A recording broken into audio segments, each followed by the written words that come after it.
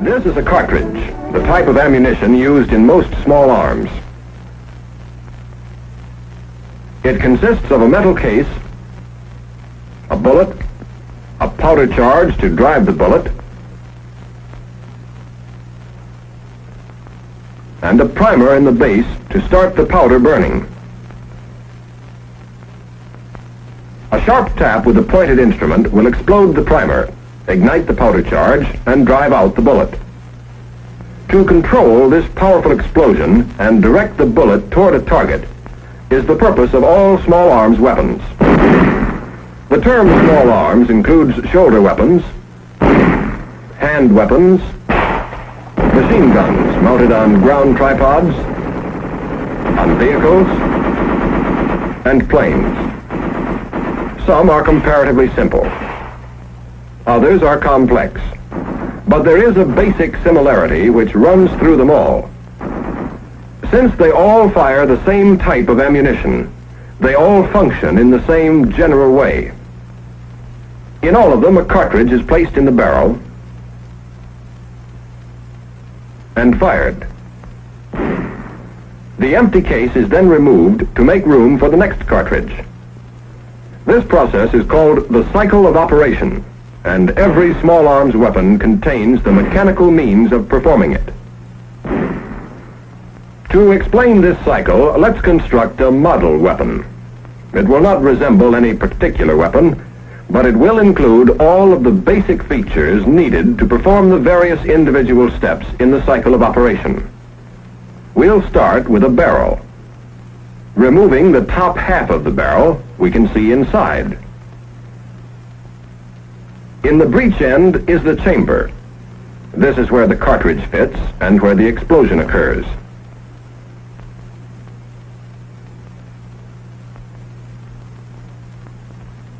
Placing the cartridge in the chamber is known as chambering.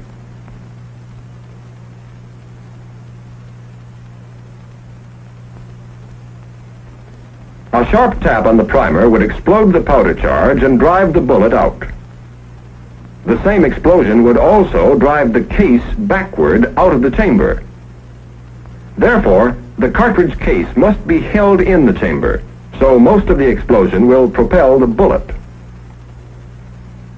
The part which backs up the cartridge is usually known as the bolt. One end of this bolt fits against the rear of the cartridge and holds the case in place when it's fired. In order to hold the bolt in position, we need something to support it. The barrel, too, must be held in position. The piece supporting them is known as the receiver. There is a channel in which the bolt can slide. The barrel is attached to the front end. With this side section removed from the receiver and the bolt back, we can still chamber a cartridge by moving the bolt forward. This takes care of the first step of the cycle of operation, chambering. Instead of depending entirely on the weight of the bolt to hold in the case when the cartridge is fired, we'll use some way of locking the bolt in place. The simplest way of locking is to fasten a lug to the side of the bolt. A notch is cut in the side of the receiver.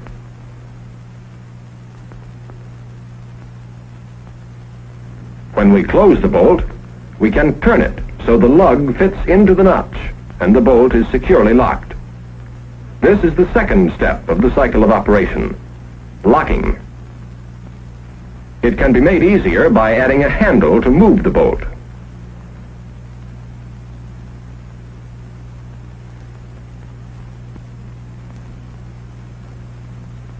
The handle can also be used to strike this stop.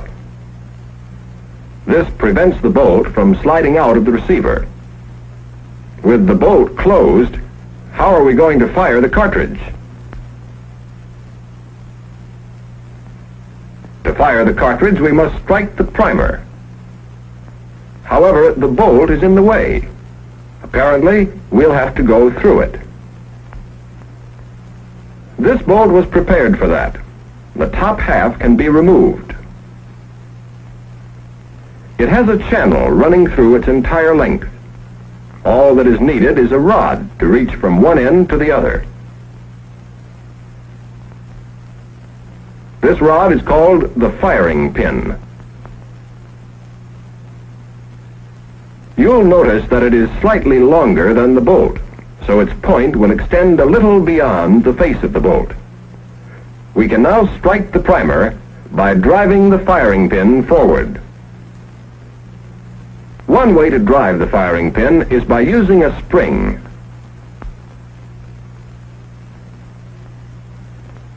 We've put the spring around the firing pin with one end against this stop. The other end is braced against this shoulder in the bolt. Now when we pull back the firing pin, the spring is compressed. When we release the pin, the spring drives it forward against the primer. This is one way of accomplishing the step known as firing. However, it's awkward to pull back the pin and release it by hand each time we want to fire. We need a means of holding the pin back until we're ready to fire. This is known as cocking. Supposing we put a hook or tang on the rear end of the firing pin.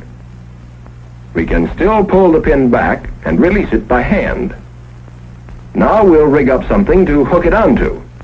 But first, we'll have to add a block to the receiver to hold the parts we'll need. The first part is a latch-like piece known as the sear.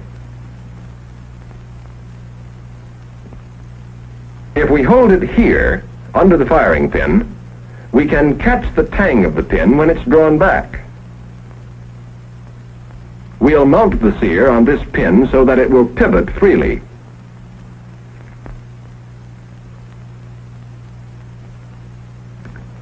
We can release the firing pin by pushing down the front or nose of the sear. This is where the trigger comes in. It's mounted on this pin underneath the sear.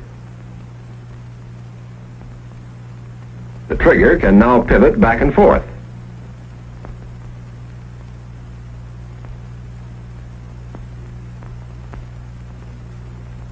When the trigger is squeezed, it moves the rear end of the sear up.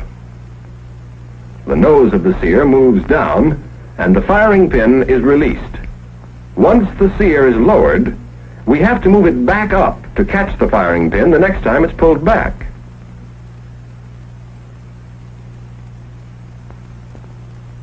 That's why we need a spring, a sear spring, to push the sear up.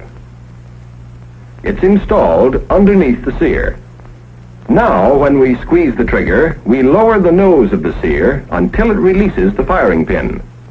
Then, when we let go of the trigger, the spring raises the sear nose so it will catch the firing pin when it comes back. The spring also returns the trigger to its original position. We no longer have to cock the firing pin by hand. As the bolt is opened, we can cock the weapon at the same time. The firing pin tang cams the nose of the sear down, and the sear snaps back up. As the bolt moves forward, the sear catches the tang and holds it, and the piece is ready to fire. That takes care of the step known as cocking. Now we have a basic firing mechanism similar to that used on a number of small arms weapons.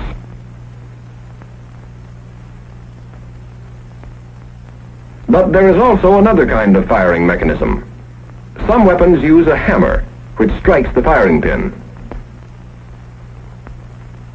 We'll build this hammer type of firing mechanism on the model. First, let's attach the hammer so it can pivot and strike the firing pin.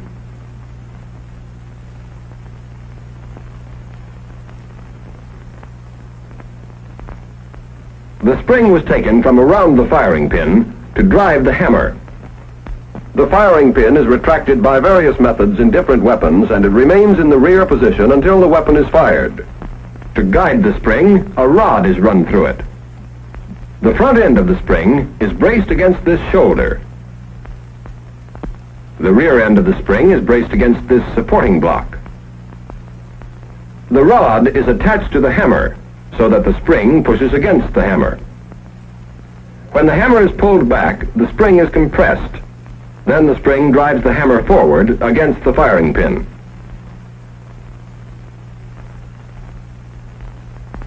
To cock this firing mechanism, we can use the same sear, trigger, and sear spring that we used before. When the hammer is pulled back, the sear snaps up into this notch, and the weapon is cocked.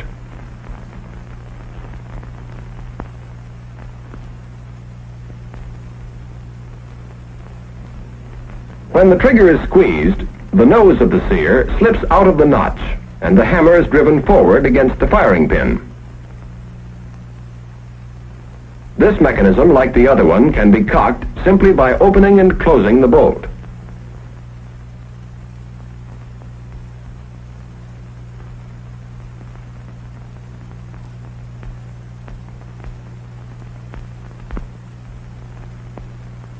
Squeezing the trigger fires the cartridge and sends the bullet out through the muzzle. But it also leaves us with an empty case in the chamber.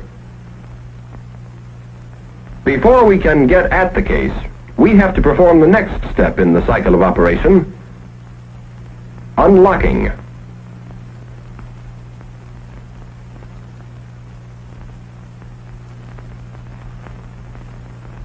We still have the problem of removing the empty case from the chamber. This is known as extraction. On a real weapon, extraction is a serious problem. When a cartridge is fired, the case expands until it's tightly wedged in the chamber. We need something to grip the case firmly and extract it when we open the bolt. The part which does this job is known as the extractor. It has a hook to grip the extracting groove in the head of the cartridge case.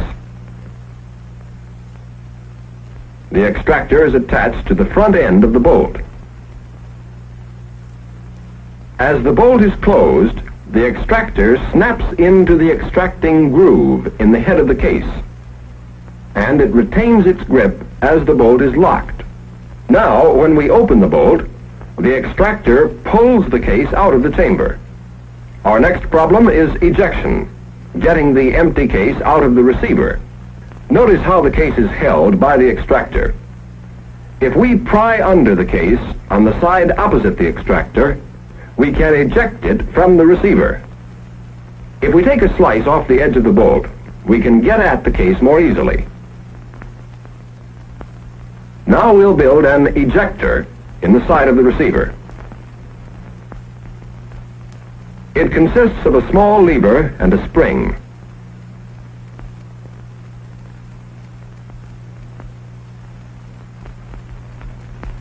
We'll attach the lever so it pivots at one end with the other end held outward by the spring.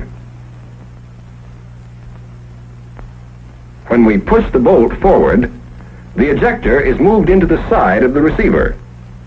When the case is extracted, the ejector slides into the notch, strikes the case, and ejects it.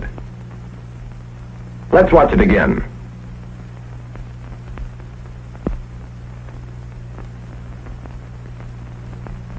Our weapon is almost complete, but we still have to feed the cartridges to it one at a time by hand.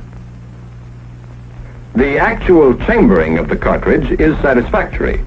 The bolt moves it forward and it enters the chamber. But once the weapon is fired and the empty case ejected, we want another cartridge waiting ready to be chambered.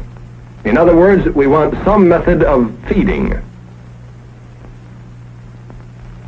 There are several ways we can get feeding: by placing a clip of cartridges in the receiver, by using an ammunition belt, or by using a magazine.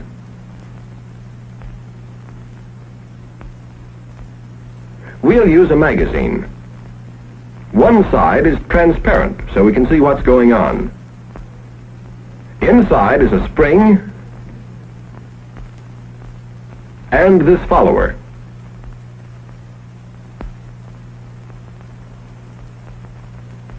As the cartridge is put in from the top, the spring is compressed. As the next round is inserted, the first one is pushed down and the spring is further compressed. The spring, of course, keeps pushing the cartridges against the top.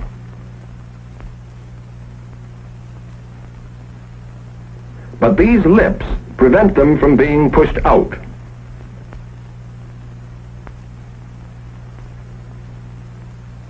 A cartridge can be removed only by sliding it forward like this. And once it is removed, the spring feeds the next one up into position.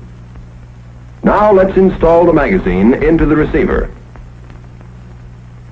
The magazine is placed so that the top cartridge pushes against the underside of the bolt. When the bolt is opened, it slides back until the face of the bolt clears the rear of the cartridge. Then the cartridge is fed up into the path of the bolt. As the bolt comes forward, it strips the cartridge from the magazine and chambers it. And the spring in the magazine moves the next cartridge up into position. Now, each time the bolt is opened, a cartridge is waiting to be chambered. That's the last step in the cycle of operation, feeding. Our basic weapon is complete. It will perform all 8 steps of the cycle of operation. Let's take them in sequence. First, there's chambering, placing the cartridge in the chamber. Next is locking, securing the bolt in place behind the cartridge. Then firing, squeezing the trigger so the firing pin will fire the cartridge. Unlocking, freeing the bolt from the barrel. Next, extraction and ejection, withdrawing and throwing out the empty case. At the same time, cocking, preparing the firing mechanism to fire again. And feeding, placing the next round in position for chambering. Then the cycle starts over again. These are the 8 steps any small arms weapon must perform each time it fires a cartridge. The steps may not always come in exactly the same order, and the means of performing them may vary.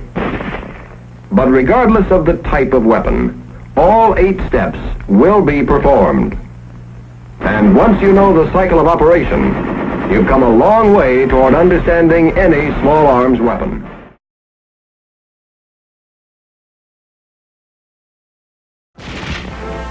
A manually operated weapon will fire each time the bolt is operated and the trigger is squeezed. It's an effective weapon, but its rate of fire is limited. It can fire only as fast as a man can open and close the bolt. However, the rate of fire can be greatly increased by using the force of the explosion to operate the bolt.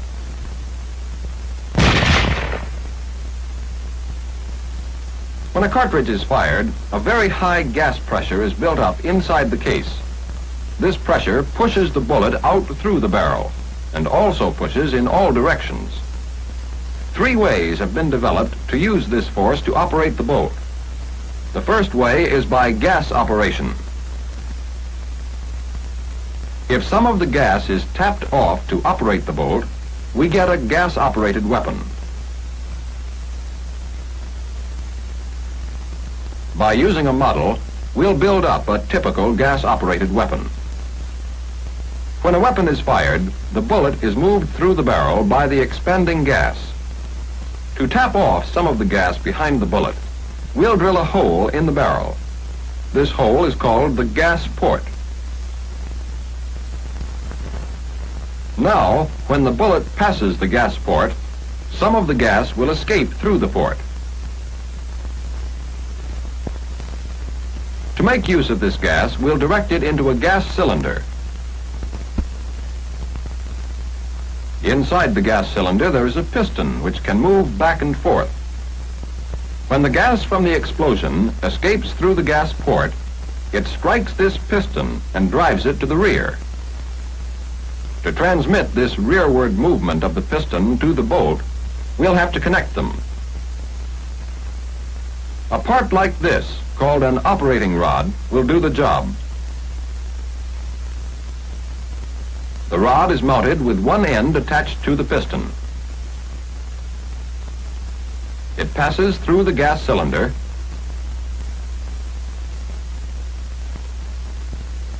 and the other end is attached to the bolt.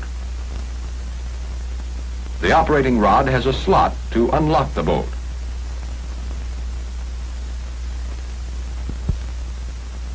When the piston is forced back by the gas, it moves the operating rod. The operating rod moves back alone a short distance before opening the bolt. This gives the bullet time to leave the barrel, and when the bolt opens, no dangerous gas will escape to the rear. The rod moves back, and the slot cams the lug up and unlocks the bolt. As the movement continues, the rod pushes the bolt open. But that is only half the job. The bolt has to be closed again. One way to close it is to use a spring. We've placed the spring between the piston and the back end of the cylinder so that it is compressed with the bolt open. When the spring expands, it forces the piston forward, which pulls the operating rod forward and closes the bolt. Now let's see the whole action when we fire a round.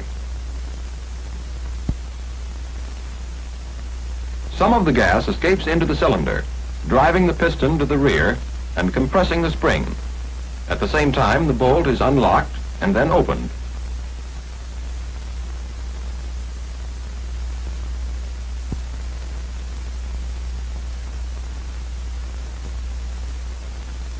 Then the return spring takes over and forces the bolt forward.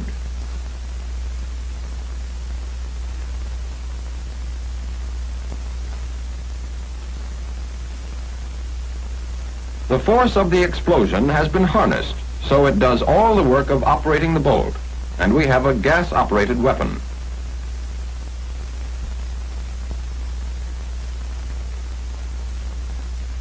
Gas-operated weapons, such as the BAR or the M1 rifle, can always be identified by a gas cylinder somewhere under the barrel.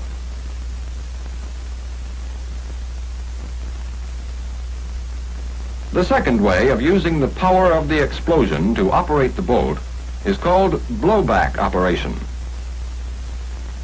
As the expanding gases drive the bullet out through the barrel, they also push the cartridge case back hard against the face of the bolt. If this pressure is used to blow the bolt open, we have a blowback operated weapon. Let's build this type of operation on our model. To permit this blowback pressure to work on the bolt, let's remove the locking lug.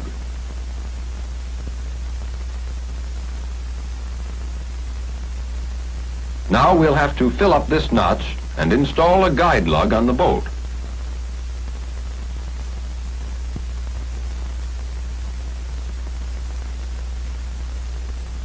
Now, when the weapon is fired, the bullet moves through the barrel and the bolt begins to open.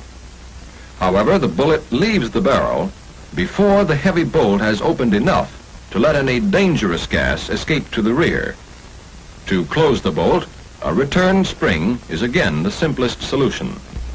We've attached the spring so that one end is braced against the receiver.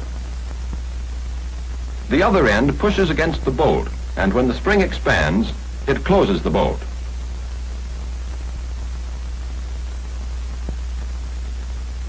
Now, let's see what happens when we fire a round.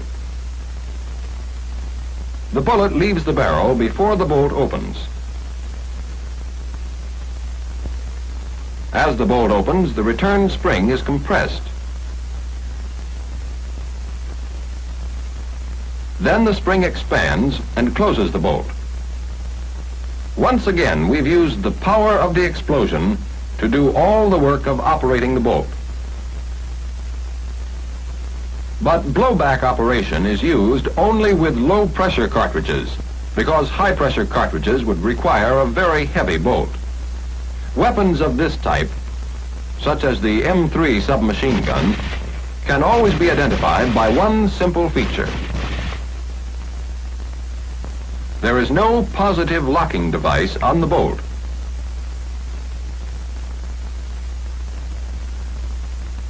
The third way of using the gas to operate the bolt is called recoil operation. As you know, most weapons recoil or kick against the shoulder of the man firing. If we use this movement to operate the bolt, we'll have a recoil-operated weapon.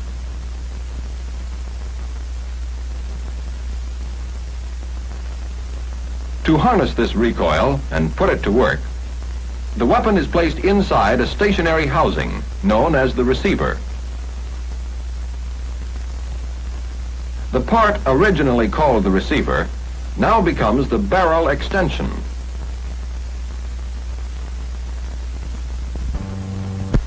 The barrel extension, and bolt are locked together and are free to slide in the receiver.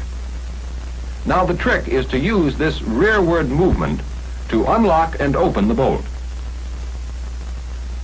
Let's first lengthen the locking lug to make it extend beyond the barrel extension and attach a catch.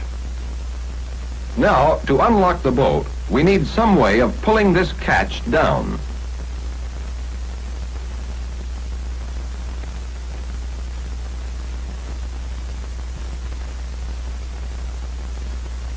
This cam will do the job.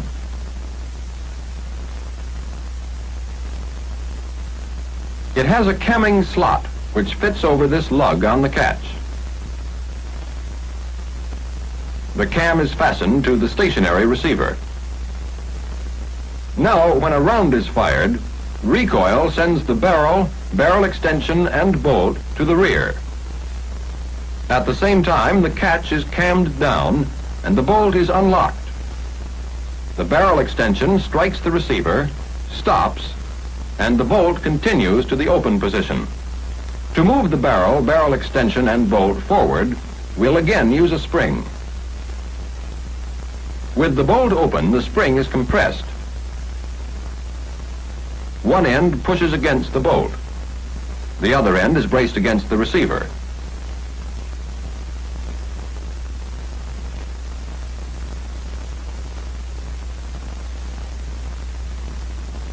When the spring expands, it first closes the bolt, then pushes the barrel and the barrel extension forward. Let's watch the action again. As the bullet moves out of the barrel, recoil begins. It drives the barrel and barrel extension back, and the bolt is unlocked. When the barrel extension is stopped, the bolt continues back.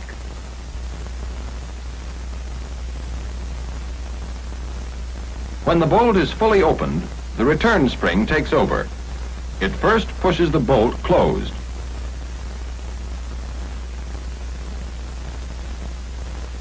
Then the catch slides up the slot and locks the bolt. The return spring continues pushing until the barrel and barrel extension have reached the forward position.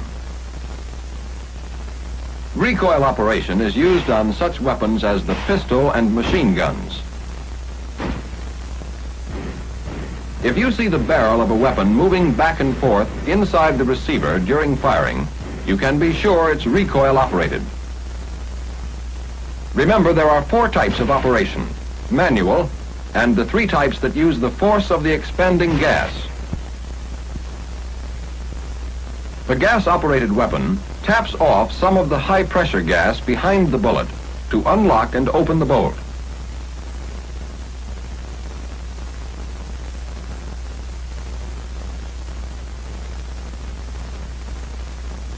The blowback-operated weapon uses the rearward force of the explosion to open the bolt.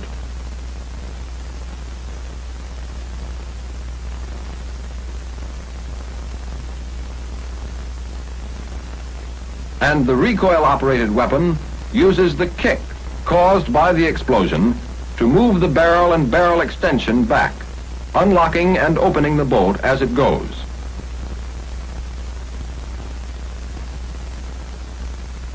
These are the basic principles of types of operation, and here we can see how they are used to give plenty of firepower to small arms weapons.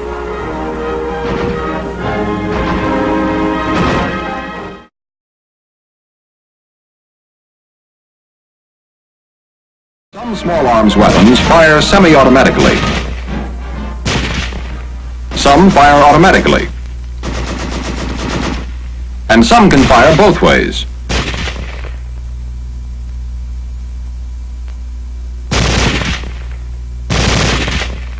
Weapons giving automatic fire will fire continuously as long as pressure is applied to the trigger or until the ammunition is exhausted. This permits spraying of a target with a continuous stream of fire.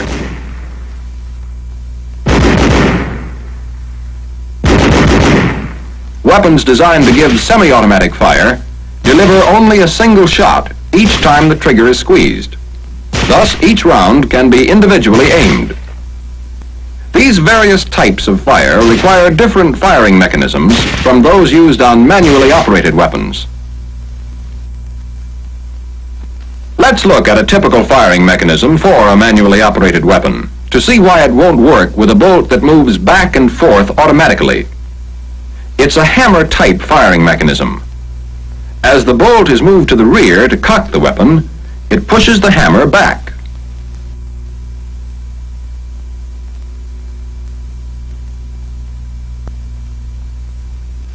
Squeezing the trigger releases the hammer to fire the round. The bolt is moved back by the force of the explosion and is immediately closed by the return spring. Right here is the difficulty. The bolt opens and closes before there is time to release the trigger. Actually, it's faster than the eye can follow.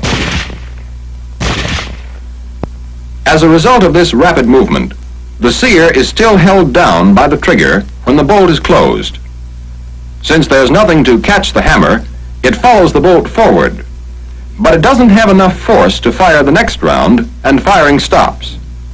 In other words, a firing mechanism is needed that will stay cocked even though the bolt goes back and forth at terrific speed. First, let's build a typical firing mechanism for semi-automatic fire. Such a mechanism must remain cocked with the trigger held to the rear. It should fire when the trigger is released and then squeezed again. This can be done in a number of different ways. Here on our model, we've added a new sear of the same type as the first one. It is mounted so it can pivot independently of the trigger. Now, we'll mount a spring under the new sear to hold it up where it can catch the hammer.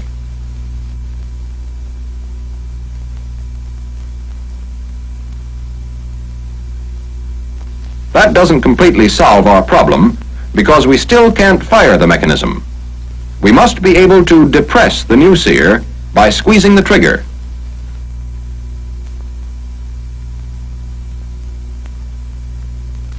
What is needed is a connection between the two sears. We'll put a link on the original sear.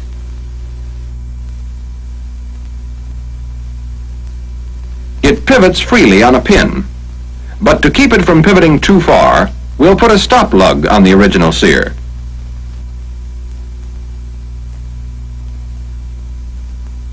Now the link always returns to its original position. The link is long enough to reach to the new sear, and to make contact with it, we'll put on another small lug. Now watch what happens. The hammer is held cocked by the new sear. When the trigger is squeezed, the link moves the new sear down, releasing the hammer. A fraction of a second later, the link slips off of the lug, and the new sear pops up to catch the hammer again. Let's see it again. The sears come down together, releasing the hammer. The new sear snaps up and catches the hammer, even though the trigger is still held back. To fire the next round, we must release the trigger. The link hits the lug on the new sear and pivots. After it passes the lug, it drops back into its original position, and the firing mechanism is ready to fire the next round. We now have a semi-automatic firing mechanism. Each time we fire, the bolt moves back and forth before the trigger can be released. But the new sear is up waiting to catch the hammer. Then we can fire the next round by releasing the trigger and squeezing it again.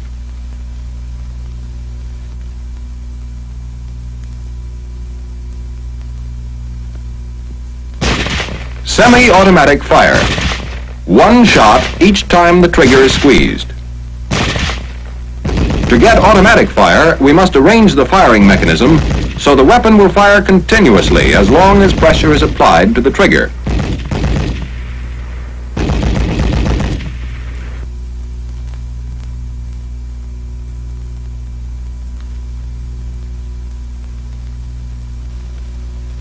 We've seen how in semi-automatic fire, the hammer is caught by the new sear and held until the trigger is released and then squeezed again. But in automatic fire, the trigger will be held back. So we need a means of firing each time the bolt closes, even with the trigger back. That means on this mechanism, we must disconnect the new sear from the hammer each time the bolt closes. A part such as this disconnector will do the job for us. We've mounted it so that it can move up and down. As it moves down, it depresses the sear and releases the hammer.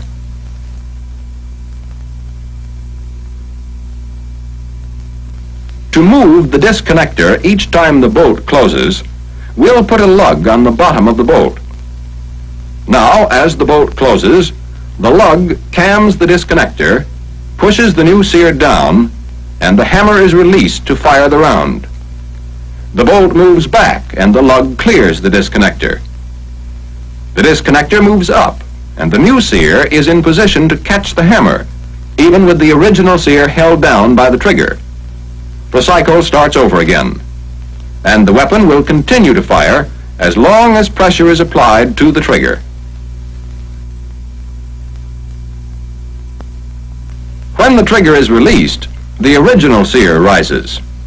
Now, when the bolt disconnects the new sear, the original sear is up in position to catch the hammer and stop the firing. The hammer is held back, cocked, and automatic fire can be resumed merely by squeezing the trigger again.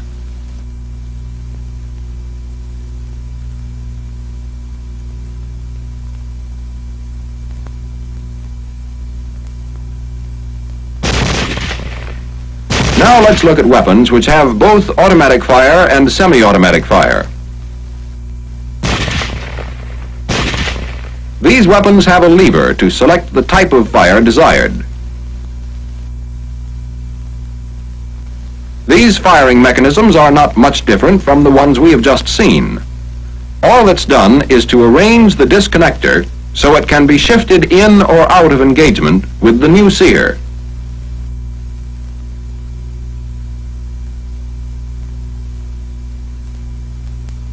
With the disconnector out of engagement, the firing mechanism will give semi-automatic fire.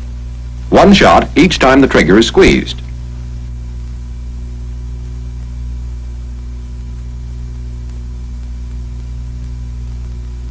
With the disconnector engaged, we'll have automatic fire just as we had before.